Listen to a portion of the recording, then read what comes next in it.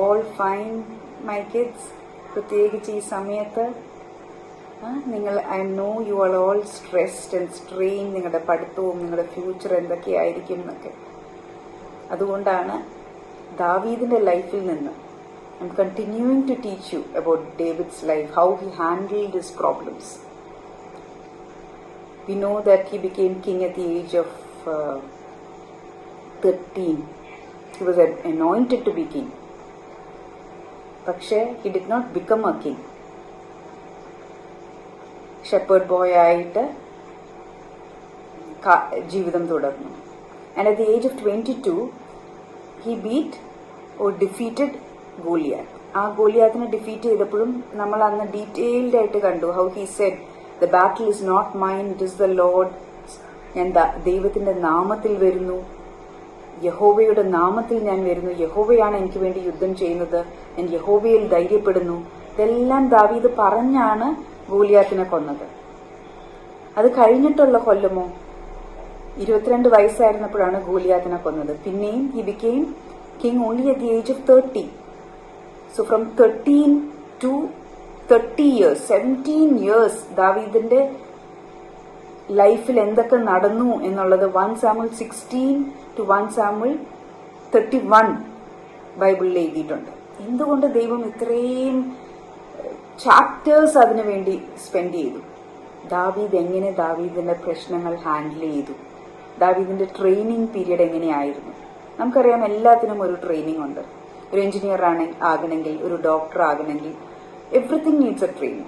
You go through studies, you study to be an engineer, you study to be a doctor.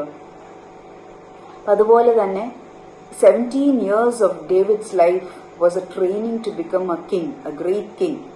And do you know how many years he ruled? He ruled for 40 years. 40 കൊല്ലമാണ് ദാവീദ് രാജാവായിരുന്നു, ഒരു നല്ല രാജാവുമായിരുന്നു.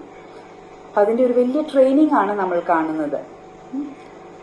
അപ്പൊ കഴിഞ്ഞ ക്ലാസ്സിലും ഗ്രീഷ്മാൻറ്റി എടുത്തു ഷൗൽ രാജാവിൽ നിന്ന് ദാവീദ് ഓടി ഒളിക്കുന്ന കഥകൾ, ഒരു കേവിന്റെ ഉള്ളിലൊക്കെ ഒളിക്കുന്ന കഥകൾ.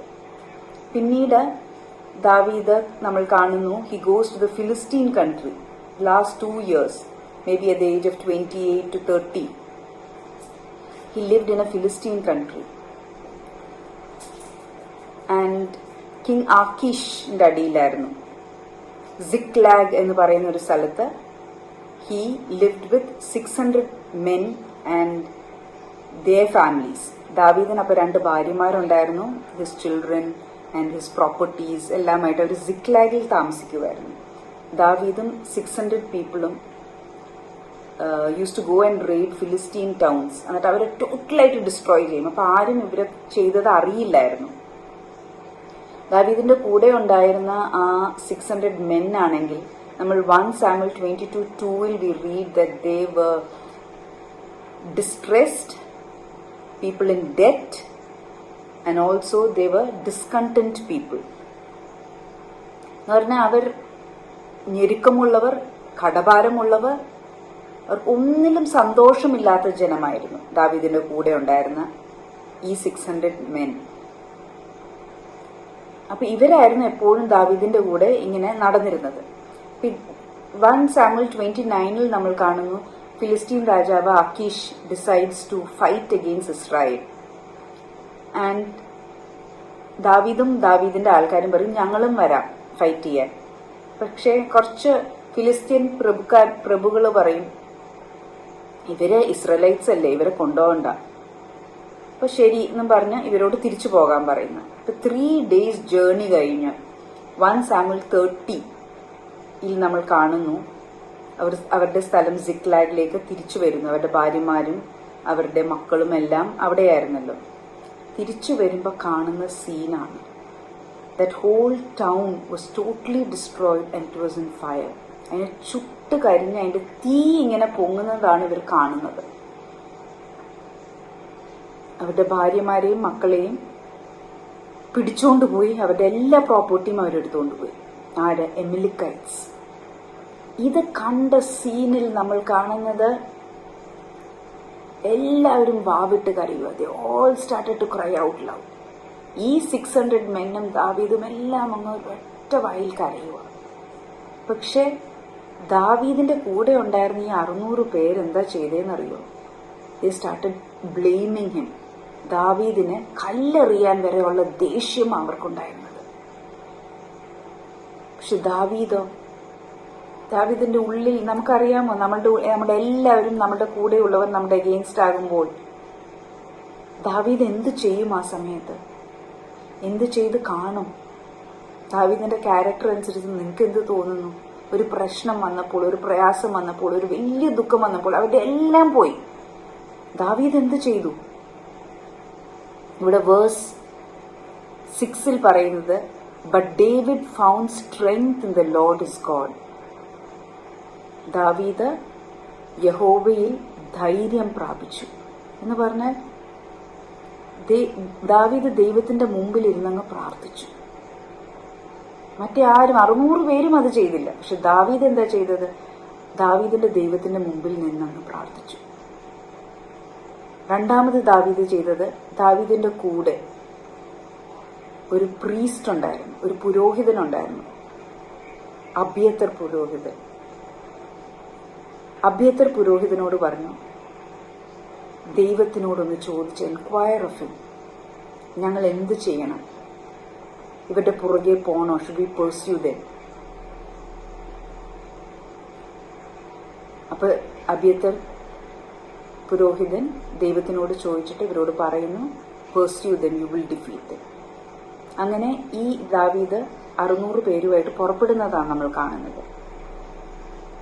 പക്ഷെ അതിന്റെ ഇടയിൽ 400 പേര് കുഴപ്പമില്ലായിരുന്നു. അതിൽ 200 പേര് പറഞ്ഞു, വെരി ടയേർഡ്. എന്നുവെച്ചാൽ അവർ 3 ദിവസം യാത്ര ചെയ്ത് തിരിച്ചു വന്നപ്പോഴാണല്ലോ ഈ സീൻ കാണുന്നത്.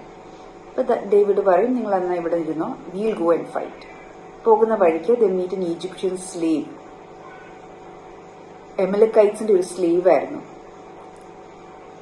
അവിടെ ഇങ്ങനെ ഭയങ്കര വയ്യാതെ സിക്കായിട്ട് കിടക്കുന്നത്. അപ്പൊ പറയും, എനിക്ക് സുഖമില്ലാതെ വന്നപ്പോൾ എമലക്കൈറ്റ്സ് എന്നെ ഇവിടെ ഇട്ടിട്ട് പോയത്. ഇയാൾക്ക് ഭക്ഷണമൊക്കെ കൊടുത്തിട്ട് ഇയാളെ അവരെവിടെ പോയി എന്നുള്ളത് പറഞ്ഞു കൊടുക്കും. അങ്ങനെ ഇവര് പോയിട്ട് David recovers everything the Amalekites had taken. അവരെ തോൽപ്പിക്കുന്നു, അവരുടെ കയ്യിൽ നിന്ന് എല്ലാം തിരിച്ചെടുക്കുന്നു.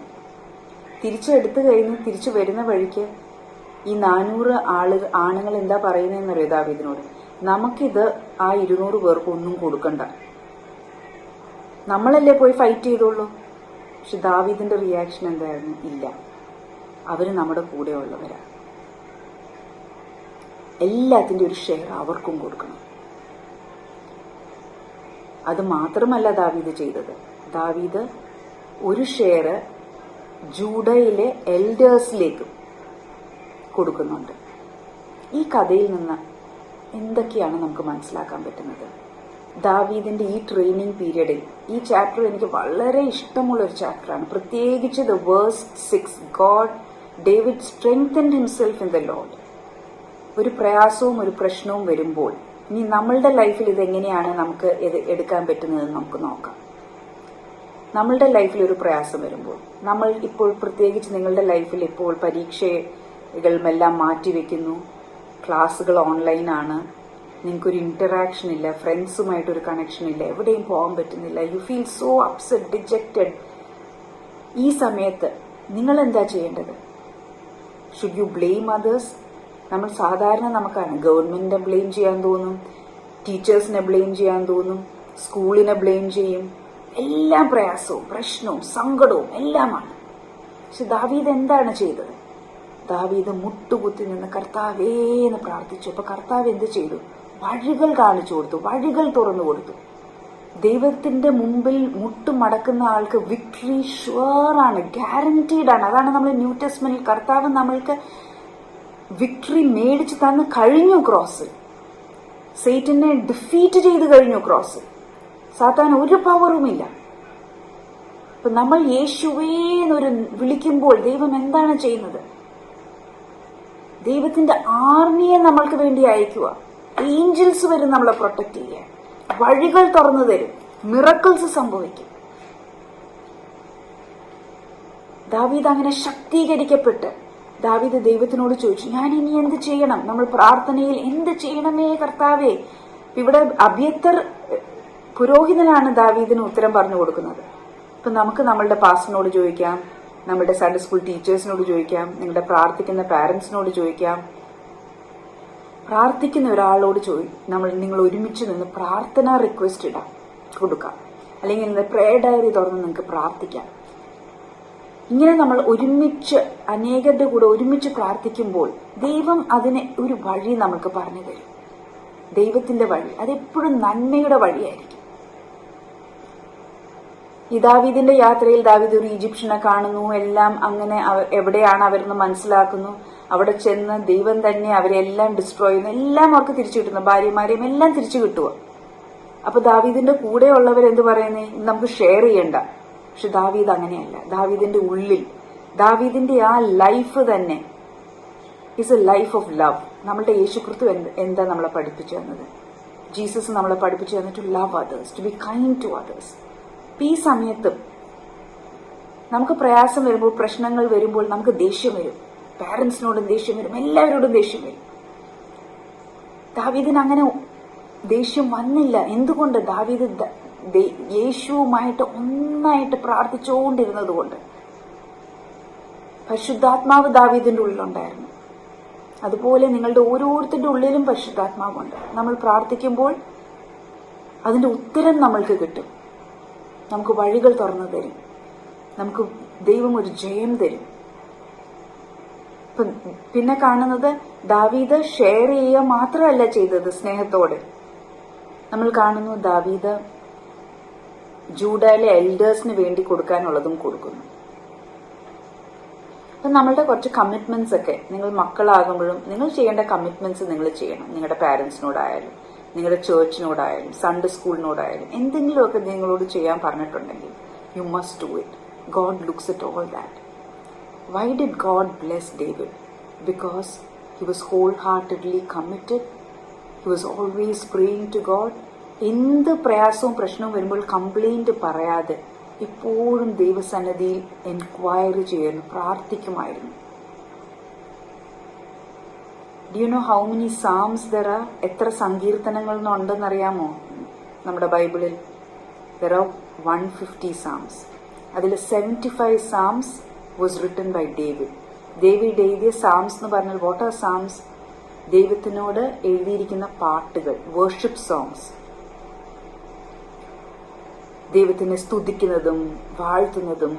ഇത് ഏറ്റവും കൂടുതൽ സാംസ് എഴുതിയിരിക്കുന്നത് ഈ പ്രയാസഘട്ടങ്ങളിലാണ്. അപ്പോഴും ദാവീദ് എപ്പോഴും പറഞ്ഞു, my God is my strength, my God is my shield. സങ്കീർത്തനം 28:7 പറഞ്ഞിരിക്കുന്നത് God is my strength, God is my shield. കണ്ട് ഇങ്ങനത്തെ ബുക്ക് മാർക്സ് ഒക്കെ അനുവാണ്ടി ഉണ്ടാക്കിയിട്ടുണ്ട്. ഇതാണ് ഇന്നത്തെ ക്രാഫ്റ്റ്. സിമ്പിളായിട്ട് നിങ്ങൾക്ക് നിങ്ങളുടെ ഉള്ളിൽ നിന്ന് വരുന്ന പ്രയാസങ്ങളും പ്രശ്നങ്ങളും വരുമ്പോൾ ദൈവം നിങ്ങളോട് സംസാരിക്കുന്നത് നിങ്ങൾക്ക് എഴുതാം, പാട്ടുകൾ എഴുതാം, ദാവീദ് എഴുതിയതുപോലെ. അല്ലെങ്കിൽ ഇങ്ങനെ സങ്കീർത്തനങ്ങളിൽ നിന്ന് നിങ്ങൾക്ക് അത് ഏറ്റു പറയാം. ദാവീദിന് ഏറ്റവും പ്രയാസം വന്ന സമയത്തും ഐ വിൽ പ്രേസ് യു, ഞാൻ സ്തുതിക്കും, വാഴ്ത്തും. അന്ന് സന്തോഷമുണ്ടായിരുന്നു ഒന്നുമില്ല, സങ്കടത്തിലായിരുന്നു. പക്ഷെ സ്തുതിച്ചുകൊണ്ടിരുന്നു, വാഴ്ത്തിക്കൊണ്ടിരുന്നു. അതുകൊണ്ട് ദൈവം ബ്ലെസ് ചെയ്തു. അപ്പൊ നിങ്ങളും ഈ സമയത്ത് strengthen yourself in the Lord, strengthen yourself in God's presence. Aunty ഒന്ന് പ്രാർത്ഥിക്കട്ടെ നിങ്ങൾക്ക് വേണ്ടി. Father, I just commit all these children into your hands. ഈ സമയത്ത്, ഈ കാലഘട്ടത്തിൽ ദാവീദ് ചെയ്തതുപോലെ, സങ്കീർത്തനങ്ങൾ എഴുതിയതുപോലെ ഇവരുടെ ഉള്ളിൽ നിന്നും പാട്ടുകൾ ഇവർ എഴുതട്ടെ, ദൈവത്തെ സ്തുതിക്കട്ടെ, ദൈവത്തെ വാഴ്ത്തട്ടെ. പ്രയാസങ്ങൾ വരുമ്പോൾ കുറ്റം പറയാതെ ദാവീദ് ചെയ്തതുപോലെ let them strengthen themselves in the Lord, that you might bless them. May God bless you, dear children. നിങ്ങൾക്ക് ഒരിക്കലും ഒരു പ്രയാസം ദൈവം വരുത്തില്ല if you strengthen yourself in the Lord. നിങ്ങളുടെ future is secure in Christ Jesus. God bless you. Take care.